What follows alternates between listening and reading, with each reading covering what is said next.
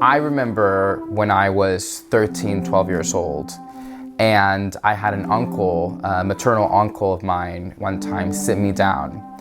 And he was just saying some of the most derogatory words towards me. And the veins on his neck were just popping out because he was so frustrated with the fact that I was 12 years old and I was buying action figures and playing with toys. And it was so traumatizing to the point where I remember walking down a toy aisle, instantaneously being triggered by those emotions. And little by little, I sort of stopped playing with toys. I mean, at 12 years old, out of all the things that I could have been doing, playing with toys and buying action figures was the worst. What is some of the misconceptions that, as a collector, you've heard? I mean, I think as a kid, it's, especially a kid growing up in the 90s, kind of in the sunset of the era where that was super popular. There was a point where you were a lot more likely to get beat up for wearing a Star Wars t-shirt. It's premiere night here for Attack of the Clones, but outside the Ziegfeld Theater is the real show, Return of the Dorks. Thousands of 35-year-old men waiting days, even months, for just a taste of George Lucas's table scraps. Lonely men who have never had sex, not even with a Catholic priest. So there's this stereotype about the collecting community that it's 40-year-old males. A lot of the time, unfortunately, it's heavy set, live in their mom's basement, wearing glasses. Darth Vader could put the entire Borg collective in a vice grip with his mind.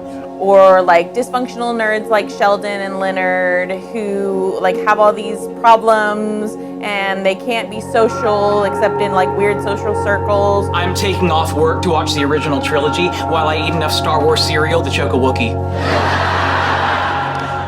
Sweetie, you do realize Thursday is Amy's birthday. Yeah, and you do realize I bought my ticket when Amy and I were broken up. Or on the 40-year-old virgin. You gotta see this through the eyes of a woman, you know? What is she gonna think when she comes in here? Oh look, he's got a billion toys. None of this shit is sexy, okay? I'm not trying to be sexy, man. Or there's even Saturday Night Live skits. Are you ready to bring the adventure of the Star Wars universe into your home? The Force is with us. And us. Yeah, us too! New action figures and playsets for ages 6 and up. Way up. So there's all of this stereotype, how kind of gross and weird they are, and like they're gonna take all the toys off the shelves and the kids can't have any of the toys. I feel like nowadays those misconceptions with people that live in the basement are socially awkward, just don't know how to communicate with people, or kind of just the media driven. I have never had any interest in watching space nerds poke each other with their little space nerd sticks, and I'm not gonna start now. You people are crazy. You Star Wars people are crazy. Yesterday I tweeted something and all I said was that I wasn't familiar with Star Wars because I've been too busy liking cool things and being attractive.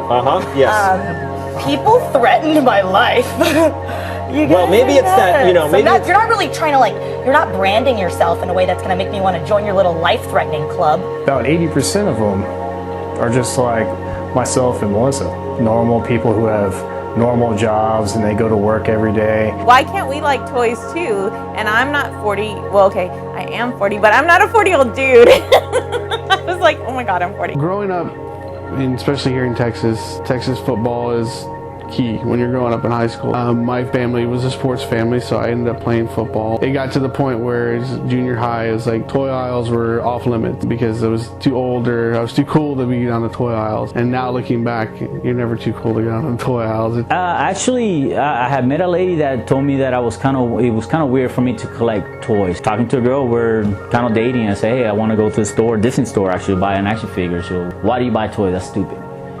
It's not stupid. So, but and you're too old to buy a figure, gray hair, a little older, I'm 43 years old. And I go, but don't you have like 150 pair of shoes?